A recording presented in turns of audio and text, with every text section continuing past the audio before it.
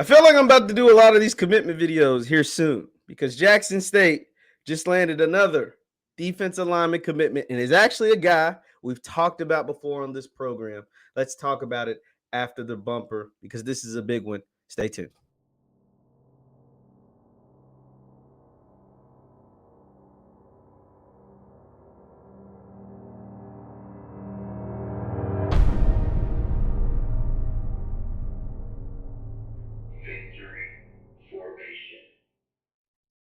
What is going on, everybody? What is going on, everybody? My name is Jeff Lightsy Jr. This is the Victory Formation Sports Show right here on Jeff Lightsy Jr. YouTube, Facebook, wherever you get your content. Do me a favor, hit that thumbs up button, like, share, subscribe, and the notification bell because we upload all the time. Now, Jackson State coach TC Taylor put out another standby.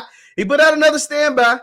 This time it was for a massive addition to the defensive line, and that player is a transfer from the Colorado Buffs, and that is Tyas Martin. Tyas Martin, 6'4", 300-pound defensive tackle, has pledged to play for Coach TC and the JSU Tigers. Let's go ahead to Tyas's Twitter, his official commitment. And it says, ain't nothing changed but the narrative. Hashtag the Mecca. We know some Howard folks feel a certain kind of way about JSU calling themselves the Mecca. But nonetheless, Mr. Martin, as you see, he's committed out of the state of Arkansas, 6'4", 320 pounds. He's from Helena, Arkansas, defensive tackle.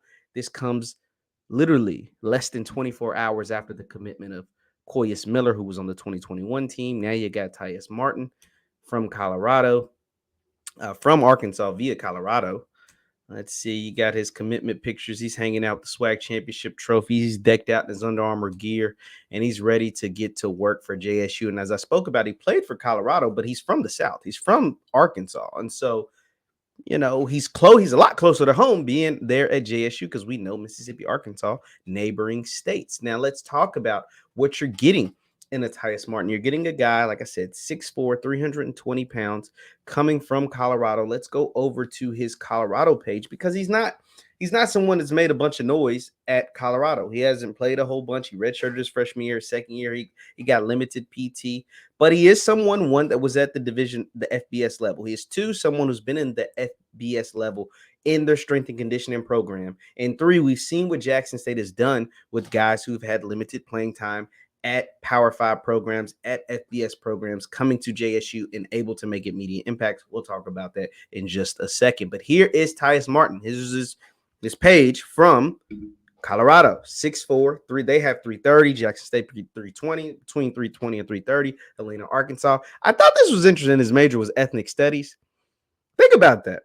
His major is ethnic studies, meaning it's like it depends on what school you're at. Colorado, I'm sure, doesn't have an African-American studies, right? But to go from a place like Colorado Boulder, which is 1.6% black, the whole student population, studying ethnic studies, who knows what the hell they were teaching in that, to go to an HBCU, to go to Jackson State, it's pretty interesting. I did find that interesting. I thought that was pretty cool. But like we said, nothing much to brag about as far as career statistics. I think he's got career 13 total tackles. Last year he had 13 tackles all of last year. He redshirted his first year. So he had 13 total tackles all of last year, a tackle for loss. But we can't understate the size.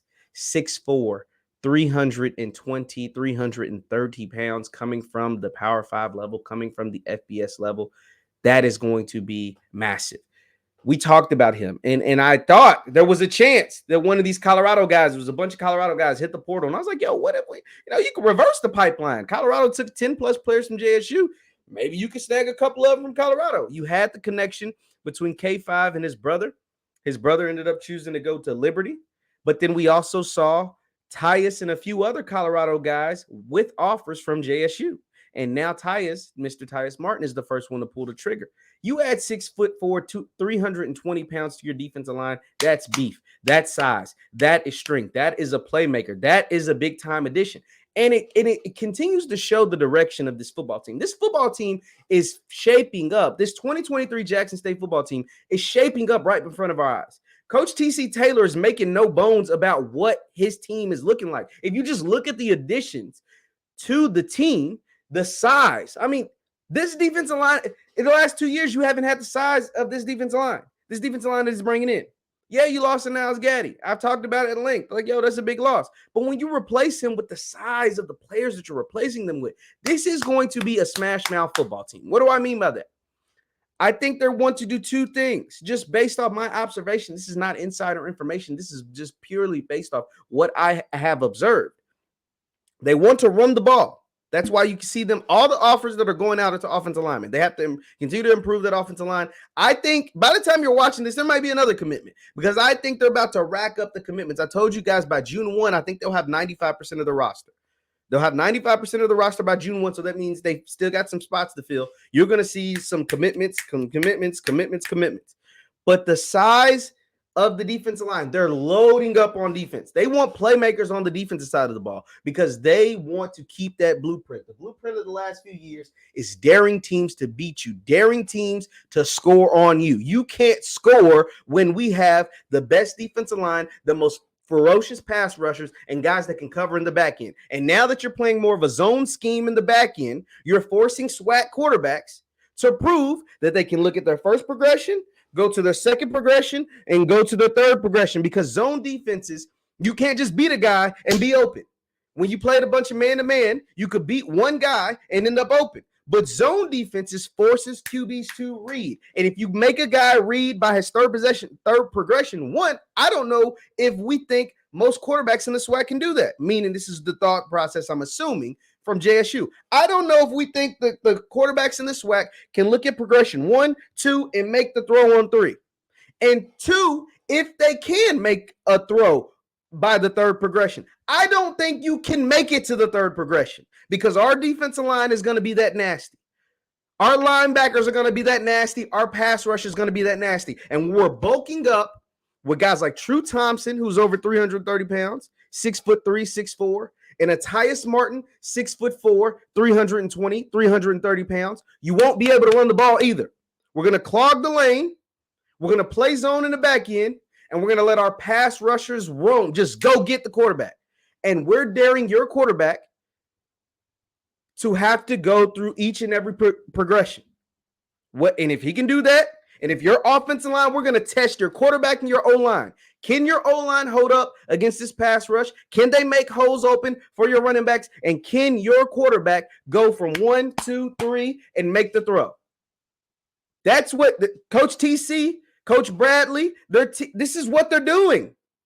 They're loading up on defense, on the defensive line particularly, and then they're loading up with tight ends and running backs.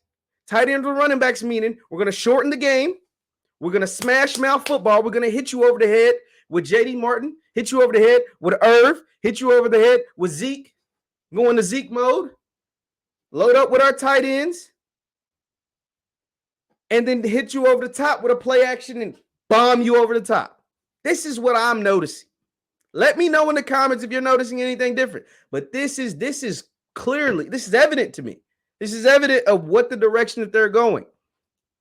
And just to get some confirmation about what I'm saying and kind of thinking the same thing, I tweeted this out because after this commitment from Tyas, I was like, yo, this defensive line is getting really, really good. Like, you're loading up with some, and obviously they have to go out there and prove it, of course, on the field. But the players themselves, some really good players, some really talented players along this defensive line. And I said, yo, the JSU defensive line looking nasty. And our good friend Ken Clark said the defense. And you're right, Ken. It is the defense. Because, see, I'm just thinking about the guys that just recently arrived, the Tyas Martins, the McCrays, the Koyas Millers, Junior Millers. But did you forget? They added Perkins recently. I never talked about him in the secondary. They obviously added Isaias Guthrie, who'd been there during the spring. They still have Keeverick Wiggins and Jalen Hughes and Tristan Sion and Nyreek Sharp in the back end. You still added Mr. Allen in the middle linebacker spot. So, yeah, this is going to be a run-first, defensive-heavy team. And see if the SWAT can score on them. This is the mindset. This is clearly by the way the recruiting is going. And we're going to probably see another defensive player, maybe a couple of more offensive linemen before June 1. I'm saying most of their class is going to be done by June 1. Typically, they'd be taking guys during the summer. And that's not to say that they won't, but most of the class will be done by June 1. But bulking up that defensive line, Can your quarterback read his own defense, make the throw on the third or fourth or fifth progression, check down throws? And will your offensive line be able to open up holes for your running backs and keep the pass rushers off your quarterback's back?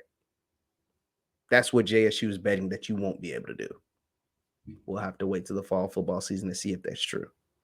Leave your thoughts in the comments down below. Jackson State lands another commitment from Tyas Martin. Maybe they'll have another one by the time you see this video. My name is JeffLightsYJr. This is the Victor Formation Sports Show right here on JeffLightsYJr, YouTube, Facebook, wherever you get your content. Do me a favor. Hit that thumbs up button before you get out of here. Thumbs up, thumbs up, thumbs up. I appreciate all the love and support that you guys have always given to me. Also, you can follow me on Instagram and Twitter at JLightsy7. That is on Instagram and Twitter at JLightsy7. Thank you guys, as always, for tuning in. And I'll see you next time. Peace.